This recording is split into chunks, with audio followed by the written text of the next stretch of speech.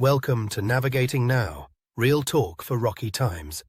A Pete the Planner CalmCast. Hello, everybody, and welcome to today's CalmCast. I believe it's May 8th. Let's look.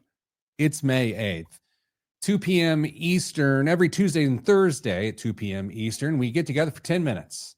You either watch it live or you listen on the Pete the Planner podcast stream and you learn something. Maybe. That's the point. Here's who's here. People who are served by your Moneyline. Of course, as you know, at your Moneyline, you can just log into your Moneyline app, run your financial life from said app, and then call your coaches to fix all the stuff in between.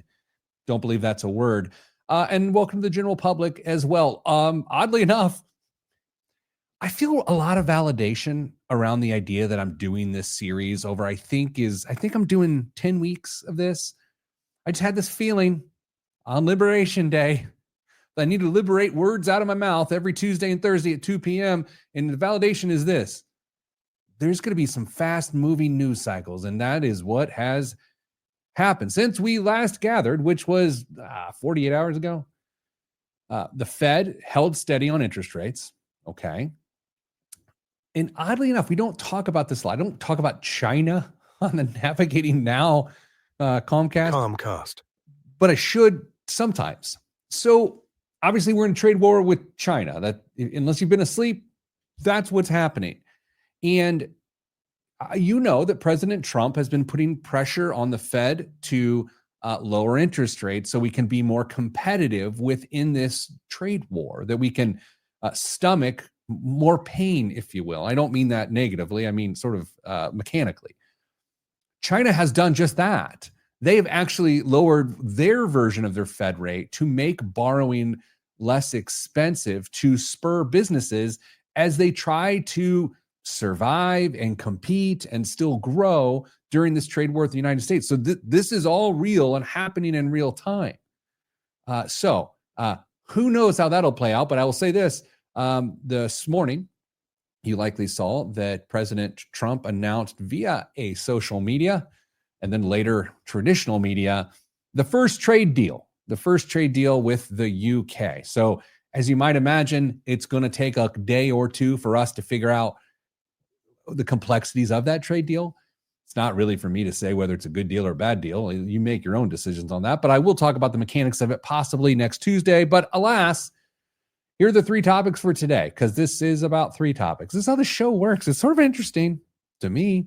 First, we're going to talk about diversification. All right. We're going to talk about diversifying your investment portfolio and the value in doing that. We're going to talk about the recession or what a recession is. I feel like we've had this conversation a lot, honestly. We talked about GDP on Tuesday, but I want to talk about recession more specifically today, not out of fear or it's coming or anything like that, just out of like, what is it? When do we know it's over? One of those things. It's like an earthquake. And then finally, a sinking fund. We're going to talk sinking fund. It's a personal finance thing. And it's really smart. But if I'm being honest, it's tough to execute on if you've got financial behavior issues. And like everything in life, if you have behavior issues, it would help you if you actually did said advice, which is the sinking fund. We'll talk about it in a second. Let's start with diversification. Tuesday, I should say, we talked about asset allocation, which is choosing specific asset classes so that you've got the right risk reward balance within your portfolio. You know, sometimes things go up, and then oddly, there's like this opposite type of asset that can go down during that period and vice versa. And that itself can create balance. Today, it's diversification, which is man, idioms are fun. Don't put all your eggs in one basket. You've heard that one if you've got a parent or grandparent, but it's the idea that if you place a bet on one thing and one thing alone, the chances of said bet going wrong arguably are 50-50, right? And you can increase your odds of success by diversifying the elements of your bet. I too regret that I'm discussing investing through the lens of betting, because it's not exactly betting. Think of it this way. If you say to yourself, I need to invest money in an oil company, but I'm just picking something, Don't read into that. This is not investment advice. All right. As my daughter once said, this is for information purposes only. It's not the Swiss financial planning device. Consult a financial advisor. So this is not advice, right? Let's say you want to invest in an oil company, okay? And you're like, okay, well, my bet is going on this company. Diversification is to say, I'm actually going to choose two companies, and I'm going to put 50% in this one and 50% in this one, and that will take advantage of my need to invest in that particular type of thing. That is diversification. Another way we think about diversification is when you find something good that you like from an investing standpoint. Oh, I like this stock, or I like this industry. It's not unusual to keep doubling down, going, oh, well, this is going well. Let's put more money to it. And let's put more money to it. Typically, that's a bad strategy. It is a bad idea. Think of it like this. You finish dinner, you're going to grab a piece of cake, 7-layer chocolate cake, right? 7-layer chocolate cake. And it's delicious. And you're like, well, that was good. I'm going to have more of that. In fact, tomorrow night at dinner, I'm not going to have dinner. I'm going to have chocolate cake and then more chocolate cake. And then you're like, wait, this no longer makes sense. This no longer is right. So that's diversification. It's just, I say hedging a bet, but again, let's stop talking about betting. Next, recession. Recession, as we've talked about from an academic technical perspective, is when you have 2 quarters of GDP contraction. We talked GDP on Tuesday. I hope you listened. GDP, gross domestic product. If it goes backwards quarter over quarter, that's called contraction as opposed to growth or expansion.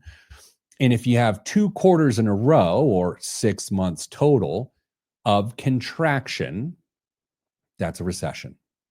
The weirdest thing about a recession is recession, oddly enough, ends up being a solution to a problem, even though it's a problem itself. So a way to think about that is if companies are not profitable and things are bad in the economy shrinks to solve the problem. It shrinks so then it can get the right number of workers. It can get the right level of investment. That's a tough pill to swallow. I'm going to be honest, because let's say you get laid off because the economy's in a recession and you hear some person like me say, don't worry, that's you getting laid off is the cure to this challenge. That's actually true. It's oversimplified, but it's true. And it's not comforting at all. And it's also not cool to hear from me, but it's true. Briefly, before we go, let's talk about a sinking fund. So you ever buy a car, okay, and you know a car is a disposable asset. I guess we'll call it that. I'm not sure it is. But anyway, you know that eventually you're not going to be able to drive that car. You're going to have to get a different car. No matter how long you drive that car, whether you're a 10, 12-year car driver, for some reason you're a 4-year car driver, whatever, you know that at some other time you're going to have to make a purchase of another car. Just work with me here. What a sinking fund is the day you buy the car, then every month thereafter, you start making deposits. So when you have to buy the next car, you can already pay for it in cash because you have the money. There's a lot of things like this. A vacation, you can have a sinking fund for a vacation. Car is not uncommon. It's the idea that you know you're going to spend it, but you're saving. Another way to think about that too is, let's say you make your insurance payment on your car every 6 months as opposed to monthly. Putting money in that savings account associated specifically for the insurance payment every month, even though you pay it semi-annually, is in itself a sinking fund. It's an amazing power move for very, very organized people. And if you often get surprised by things that aren't that surprising, try a sinking fund. I think it's great. All right, that's it for this week. We're going to learn a lot, probably over the weekend, probably tomorrow and later tonight, about the first trade deal. So I'll come back and give you the facts and facts alone next week here on the CalmCast. Thanks. Have a great weekend, and we will see you next Tuesday, 2 p.m. Eastern.